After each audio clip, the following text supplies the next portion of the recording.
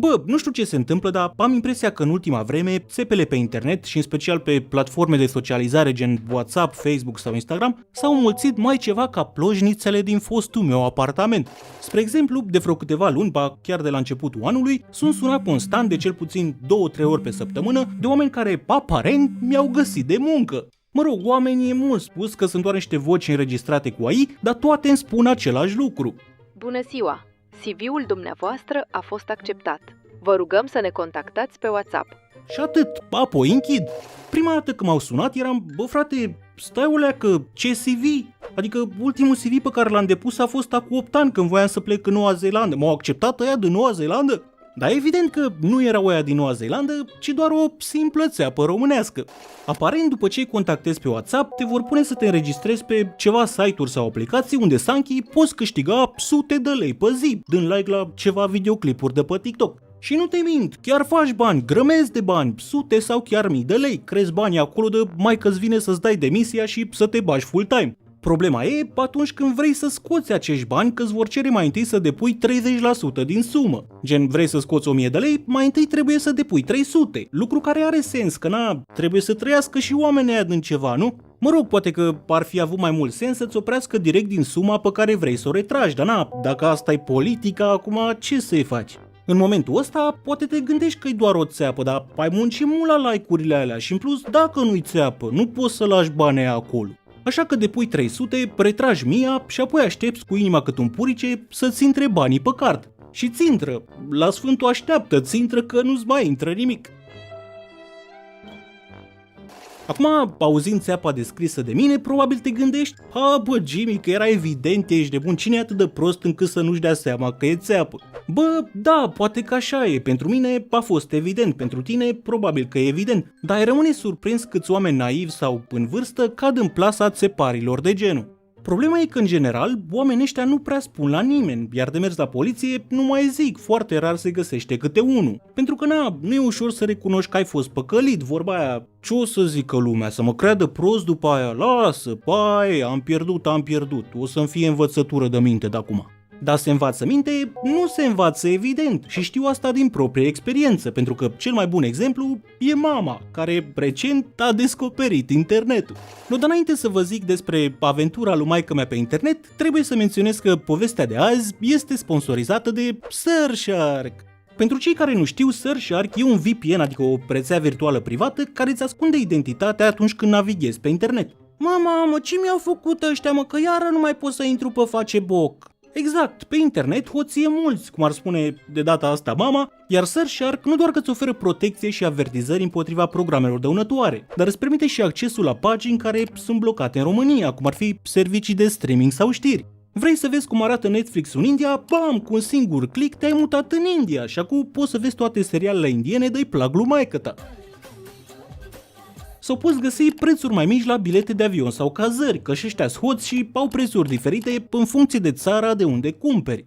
În plus, dacă vrei să fii sigur că datele tale rămân ale tale, poți alege Surfshark One, care pe lângă VPN vine și cu antivirus și alerte în cazul în care datele tale au fost compromise de anumite site-uri.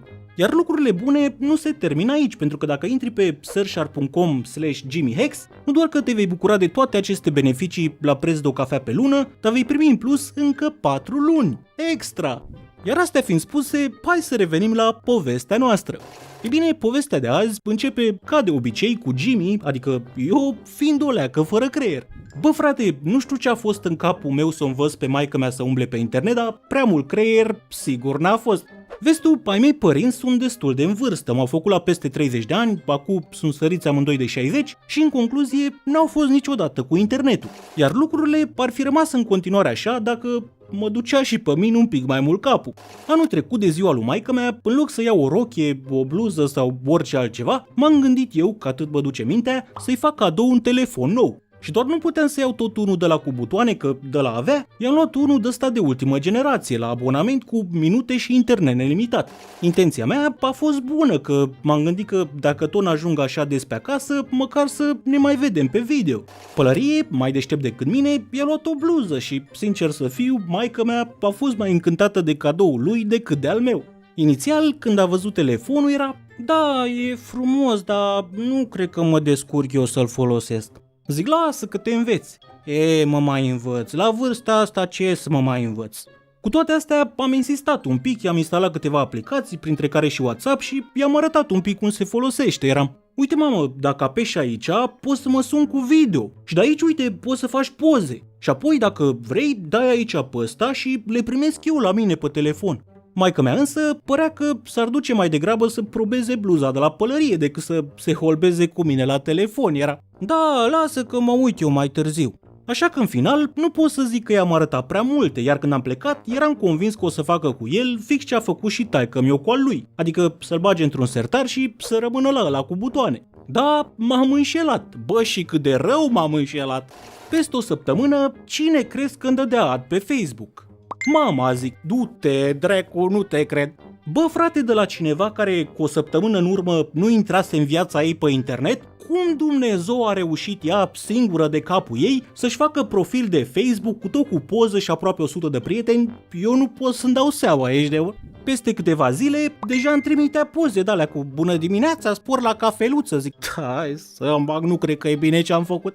Și chiar nu era, deloc nu era, dar m-am convins de asta o lună mai târziu când am primit un mesaj de la maică-mea cu: auzi, Jimmy, tu faci astea? Zic, ce astea? A durat un pic până să-mi răspundă că probabil nu știa cum să-mi trimite, dar după câteva minute, poc, primesc un link către povestea asta. Zic, hai să-mi bag, nu, canda de dracu.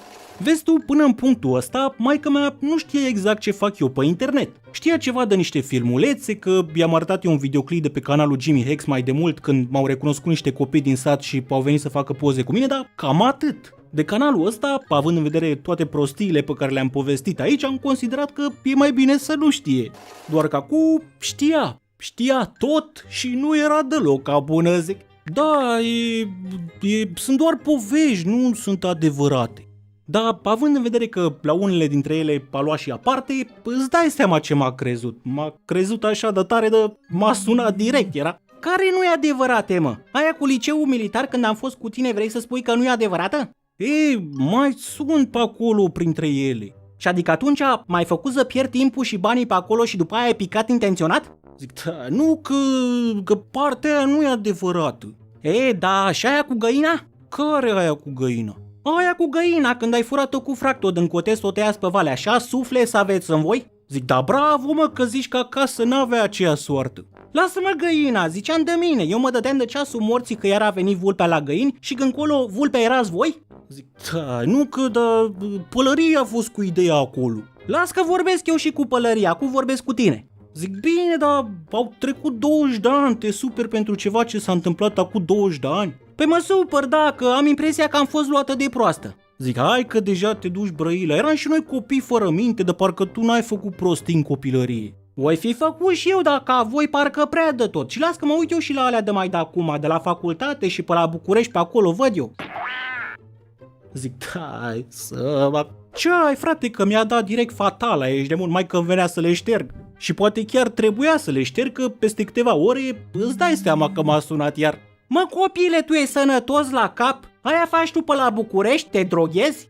Zic, ce ai, mă, mamă, de unde mi-ai scos-o și pe asta? Cum adică de unde? De la tine, din ce spui acolo pe internetul ăla. Care, mă, ce ai? Când am zis eu că mă droghez? Cu al de barbă și cum îi zice la ălălalt, Vijeu. Ai zis că ai luat pastile. Ce pastile e alea? Nu e droguri? Zic, da, nu e, mamă, ce droguri, erau pastile de la farmacie, că măsa era farmacistă. Și dădeai acolo să aibă în caz de nevoie pentru durere de cap, de burtă, de-astea. Care, mă, că ai zis că ai luat pastile și după aia vedeai fantome? Alea erau glume, glumeam și noi acolo între noi, nu te mai uita tu la astea că nu înțelegi. Nu înțeleg, și cu femei și cu toate alea de le spui pe acolo tu ești sănătos la cap, măcar nu le mai spune ce zice oamenii ăștia pe acilea până sac când le aude. Zic, lasă că nu zice nimeni nimic, că nu te mai stresa tu cu astea. Dar ce să nu se streseze mama, că acum 2 luni sau când am făcut povestea aia cu țigările și tantiuța, cine crezi că mă suna a doua zi de disperată? Mama, evident. Mă, copile, tu ești sănătos la cap, cum să-i faceți așa ceva la tantiuța? Dar ce am făcut, mamă? Păi cum s-o speriați în halul ăla dacă își rupea gâtul? Eu n-am crezut-o atunci, am zis că e nebună, dar văd că voi erați ea nebuni. Zic, lasă că și-a câte ne-a făcut nouă. Bine, mă, dar și acum să te-a pus să spui pe internete ca să audă toată lumea? Cum mai pot să dau eu ochii cu femeia asta acum? Tu nu te gândești? Zic, lasă mamă că are 90 de ani sau câți Dumnezeu are, nu știa cu internetul. Dar zici că n-are nepoți să-i arate. Lasă că dacă nu i-a arătat până acum, nu-i mai arată. Mă, copile, nu știu ce să zic, dar eu nu cred că e bine ce faci tu acolo. Zic, lasă că n-are nimeni treabă și nu te mai uita dacă nu-ți plac. Dar ce să nu se uite mama, că m-a terorizat, ești nebun. Nu mai știu ce poveste să fac, că primul lucru la care mă gândesc e, să-mi bag nu, că iar mă sună mama.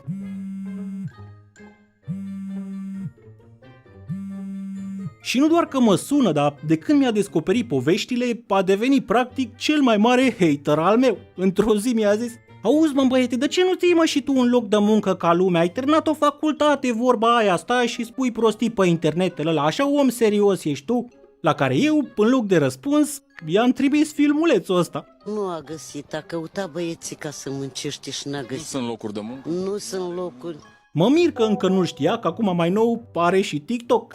Acum că nu-i plac lui mama poveștile mele, nu trebuie să placă la toată lumea, dar nu asta e problema cea mai mare. Problema cea mai mare e că mama e foarte naivă și crede absolut tot ce vede pe internet. Lucru pe care pot să-l înțeleg într-un fel, că eu când am intrat prima dată pe internet am crezut că am câștigat $1.000.000.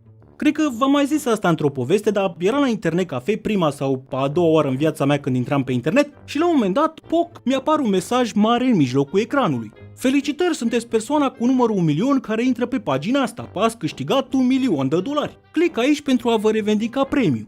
Adică, practic, cea mai veche țeapă din istoria internetului. Dar nu și pentru mine, că eu am zis, bă, dă-mă, dracu, ce noroc pe mine, ești nebun? Așa că am dat click acolo, am completat nume, prenume, adresă, CNP, toate alea și acum aștept să-mi vină milionul. Și da, încă l-aștept că nici până acum n-a ajuns. O ajunge el într-o zi. Nu, dar revenind la maică mea, da, pot să o înțeleg că și eu am fost prost la început, doar că ușor m-am deșteptat. Mama însă pare că nu se învață minte, indiferent de câte țepe și-ar lua. Adică, într-un an și un pic de când are telefonul, pare la activ numai puțin de 4 țepe. Și de astea știu eu, că în realitate probabil sunt mai multe.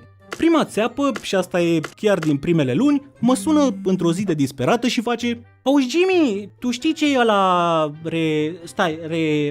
Revolut? Zic, da, e o aplicație, de ce? Păi și cum îmi fac și o Revolut ăsta? Trebuie să instalez, da, de ce? La ce trebuie? Trebuie să trimit cuiva 3 milioane. Zic, cui? Că-i trimit eu dacă e. Poți să trimiți tu? Da, dar trebuie să-mi dai numărul de telefon la ăsta de vrei să-i trimiți. Eu mă gândeam că vrea să-i trimită vreunui băiat de a da cu coasa sau cu sapa prin grădină, că dacă eu nu mai sunt acolo iar pălărie cu munca și n-are timp, din când în când mai bagă cât un băiat de pe acolo să-i ajute. La care maică mea, păi nu, că n-am numărul, am dat pe ăsta pe telefon. Cum adică pe telefon? Nu știu, mă, pe ăsta am dat pe ceva și mi-apare să trimit pe Revolut ăsta. Adică pe ce? Ai dat un link de plată sau cum? Da, mă, nu știu, am dat aici pe telefon, nu știu eu, că nu mă pricep. Păi și cine e ăsta? Cui vrei să trimiți? Lui Gigi Becali.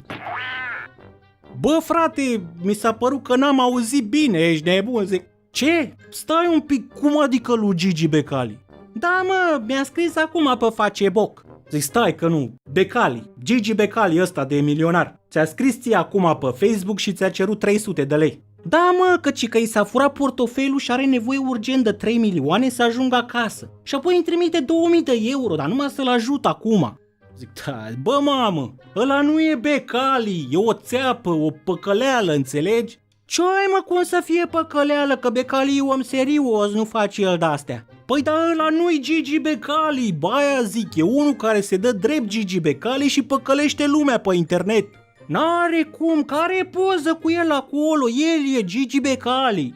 O avea el poză, dar e altcineva, eu pot să iau acum o poză de pe internet și să zic că-s Michael Jackson. Ascultă-mă, nu e Gigi Becali, nu scria ție Gigi Becali pe Facebook să-ți ceară 300 de lei. Zici? Da, dă-i bloc. Ce să-i dau? Bloc, să nu mai vorbi cu el, nu-i mai răspunde. Bine, dacă zici tu, nu-i mai răspund. Ok, și nu mai vorbi pe internet cu oameni pe care nu-i cunoști, că-i plin de alți de ăștia, mai ales dacă își cer bani, sigur vor să te păcălească. Da, bine, cu tine și cu pălăria atâta, în rest nu mai răspund. Da, fix așa a făcut, că după ce a terminat de vorbi cu mine, iar s-a băgat în seamă cu nea Gigi.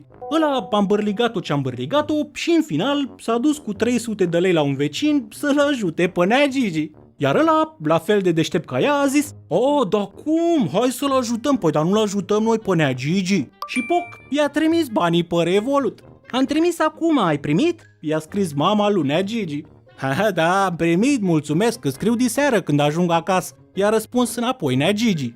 Dar diseară nu i-a mai scris și nu doar că nu i-a mai scris, dar nici măcar nu mai avea Facebook. Sau cel mai probabil i-a dat blog lui mama. Tu, și eu care îl credeam om serios, să dă cu biserica și cu astea și el păcălește oamenii pe internete. Mă, și nu voia mai 2000 de euro sau cât o zis el, că nu de-aia lui ajutat. Dar măcar ai 3 milioane să mi fi dat înapoi. Dar las că-l vede pe el Dumnezeu. A zis probabil mama, care încă îl înjură de fiecare dată când îl vede la televizor. Apoi Nea Gigi, nu-i frumos, bre, dacă vezi cumva videoclipul ăsta, dă bă, borfașule, banii înapoi la oameni.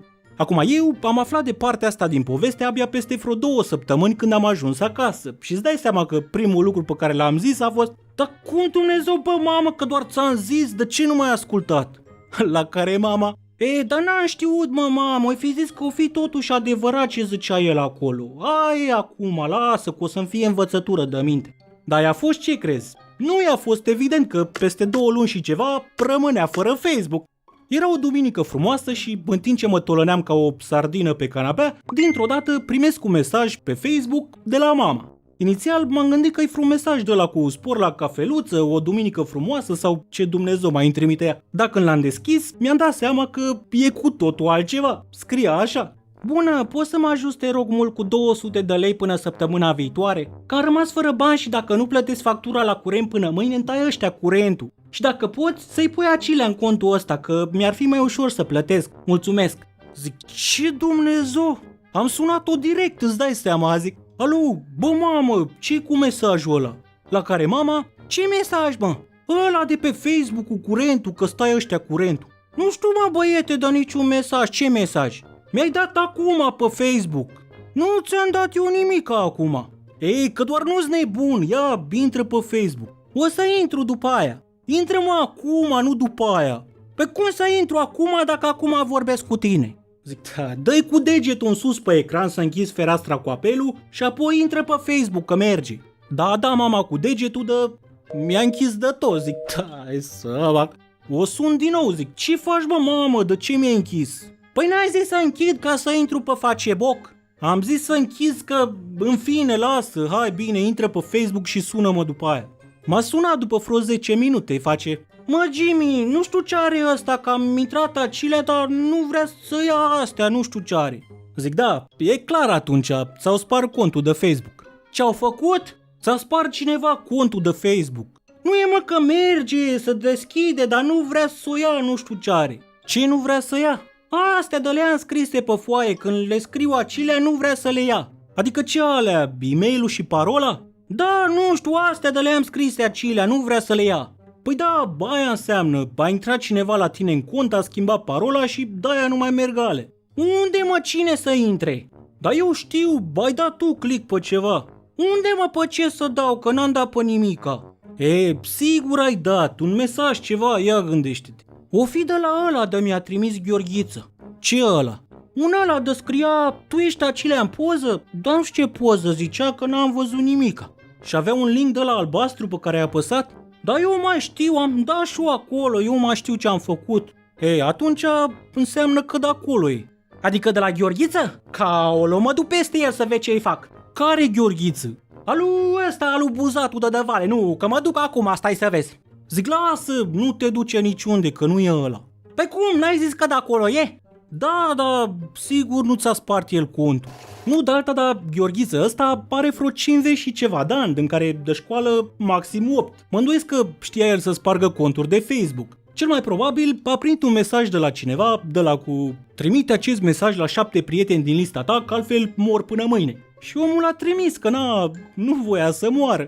La care maică mea: "Păi bine, dar acum eu..." "Da!" Zic: "Ce?" "Nu, stai o leacă că mă strigă ăsta Florina lui Rodica." "Da, Florine, stai așa că viu acu." "Aolo, ce mai vrea și ăsta acum? Stai o leacă." Acum eu am rămas în telefon, nu știam ce se întâmplă acolo, dar încă o auzeam pe maică mea. "Da, Florine, ce-i? Să trăiești." Adică, pentru ce? Dar nu i-am cerut eu, când i-am cerut? Nu e, maică, că nu i-am cerut eu, e sigur că la mine tot trimis? Nu știu, maică, hai bine, dă-i în coada, zi-lui măta să treacă pe la mine mai pe seară, că eu nu știu pentru ce te trimise. Da, bine, hai strești. Aoleu, că amețât mai e și copilul ăsta. Zic ce? Ăsta micu al lui Rodica a venit cu 2 milioane la mine căci că l-a trimis măsa să-mi aducă, că i-aș fi cerut eu, dar eu nu i-am cerut nimica. Zic, da, e de pe Facebook, aia scria, cereai 200 de lei. Dar n-am cerut eu, mă, nimica. Nu tu, bă, ăla de ți-a spart contul, cerea 200 de lei urgent. Păi și dacă cerea ăla, de ce mi-aduce mie? Zic, da, pentru că se dădea drept tu, ca baia cu Gigi Becali. Aolo, păi și cum, adică acum cum fac, că să intru acolo să le spui la ăștia că vin naiba toți acilea la poartă? Zic, ce să nu prea ai ce să fac, adică poți să încerci pe mail, dar nu cred că trimite alea de le ai pe foaie, poate reușesc eu ceva. Da, am reușit pe dracu, că am pierdut o zi întreagă încercând să recuperez contul și n-am reușit nimic. Bine, adevărul e că nici ăla de la Spar n-a reușit mare lucru cu el, adică el a trimis cel mai probabil mesajul ăla cu trimite-mi 200 de lei până săptămâna viitoare la toată lista de prieteni, iar unii dintre ei poate l-au crezut. Dar ce n-a avut el în vedere e că ăștia pe acolo pe la țară nu prea se iei cu cardurile. Cum a fost și cazul lui Rodica, care i-a trimis să-i 200 de lei, dar nu pe card, l-a trimis pe FIS-o la mama la poartă. Cât despre mama, acum are alt cont de Facebook, refăcut de la zero, cu poze noi și o nouă listă de prieteni. De fapt tot aia, dar fără Gheorghiță, care a ajuns alături de Gigi Becali pe o altă listă. Lista nenorociților care au vrut să o păcălească pe internete. Acum, după întâmplarea asta, maică-mea parcă s-a mai deșteptat o leacă. Adică pare ceva mai atentă cu mesajele, nu mai răspunde la toate persoanele necunoscute și nu mai dă click chiar așa pe toate linkurile. Dar asta nu înseamnă că a scăpat încă de țepe, nici de cum. Dă în ele mai ceva ca vijai în păcănele. Nu trec 2 luni că iar aud că a dat o gherlă. Într-un weekend eram pe la țară, la un grătar și o bere 2, ok, bine, poate mai multe, iar la un moment dat, cum stăteam eu de vorbă cu maică-mea acolo în curte, dintr-o dată o aud, aolo, stai că trebuie să-mi iau pastilele. Nimic neobișnuit aici, că pare ceva probleme de sănătate și ia niște pastile în fiecare zi. Doar că atunci când s-a întors la masă, a venit cu un pumn întreg de pastile și a început să le zvârle pe gât una câte una. Zic, ce sale mamă pentru ce le iei? Pentru reumatism. Zic, păi și nu-s cam multe să le iei așa pe toată odată? Nu, că așa trebuie. Zic, da, mi se par cam multe, dar dacă așa ți-a dat medicul? Da, așa mi-a zis băiatul ăla la telefon. Zic, la telefon? Păi și inițial când te-a văzut ce a zis? Păi nu, că doar la telefon am vorbit. Zic, ce? Păi și cum? Adică de unde a știut ce să-ți dea dacă nu te-a văzut? Păi am zis eu așa, ce mă doare, ce una alta. Zic, ok, bine, dar adică nu știu cum e cu reumatismul și cu asta, dar nu trebuia să faci un control, ceva, să te vadă, adică rețeta cum ți-a dat-o? Păi nu, că nu trebuie rețetă. Și adică cum, ai vorbit așa un pic la telefon și după aia te-a trimis la farmacie? Nu, că nu se găsește la farmacie, mi-a venit direct acasă. Zic, ce? Bă, mamă, stai o leacă, zi-mi de la început, cine e medicul ăsta și cum ai ajuns să vorbești cu el? Păi face boca, am văzut, mă, că era asta Sofia Vicoveanca și vorbea de pastilele astea, că a scăpat-o de reumatii și de dureri și că ea avea probleme mari cu cartilagele, săraca. Dar de când a început cu pastilele astea, ci că i-a trecut, acum e bine. Și multă lume acolo zicea că i-a scăpat de dureri și de toate astea și dacă am văzut așa, am zis să le încerc și eu. Zic, bă, mamă, tu ești nebună la cap? Ai luat pastile de pe Facebook? Nu, mă, că n-am luat așa, am dat acolo și era un ăsta să completez și a doua zi m-a sunat un băiat. Zic, nu, că nu e sănătoasă. Ce pastile sunt astea? Ia, adu-le încoa. Bă, mâncați-aș gura ta, când am văzut-o pe mama ieșind din casă cu un box de pastile, m-a luat capul, ești de bun? Bă, frate, un box avea 10 flacoane de-alea mari de câte 30 de pastile, zic. Da, nu. Bă, mamă, tu ești sănătoasă la cap? Ziceai că ai luat să încerci. Ce Dumnezeu faci cu toate astea? Ai luat să încerce tot satul? Nu, mă, dar erau mai ieftine așa. Cu un singur ăsta era 3 milioane, dar așa eu am dat numai 1 milion. Adică ai dat 10 milioane pe toate astea? Da, dar mi-ajunge să fac tot tratamentul. Zic, nu, că eu cred că tu n-ai pe ce să cheltui pensia, să nebunesc acilea de temin. De cât timp le iei? De vreo săptămână așa, dar să știi că deja parcă mă simt mai bine.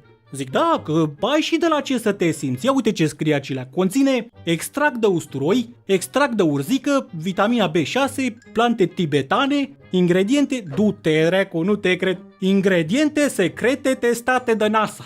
Bă, frate, nu glumesc, chiar așa scria, ingrediente secrete testate de NASA, ești de bula cap. Îți dai seama, am pus mâna pe bac și du-te, adică direct în WC-ul din fundul curții m-am oprit. Maică mi-a urlat după mine, mă copile, stai mă, ce-ți veni? Lasă-le mă că, aolo, nu le arunca mă, ce-ți veni? Zic, bă mamă, eu cred că tu nu ești întreagă la minte, ziceai de mine că am luat pastile de la barbă, că ce erau alea, droguri? Când colo tu iei toate prostiile de pe Facebook, astea-s mai rău decât toate drogurile, nici măcar nu știi ce conțin. Auzi, ingrediente secrete testate de NASA, tu realizezi? Unde mă că erau acolo medici care vorbeau de ele și ziceau că-s bune? Erau pe naiba, ți-am zis să nu mai crezi tot ce vezi pe internet. Las că-ți fac eu programare la un medic de-ăsta reumatolog dacă ai nevoie și poate treci și pe la psihiatru dacă tot ajungi pe acolo.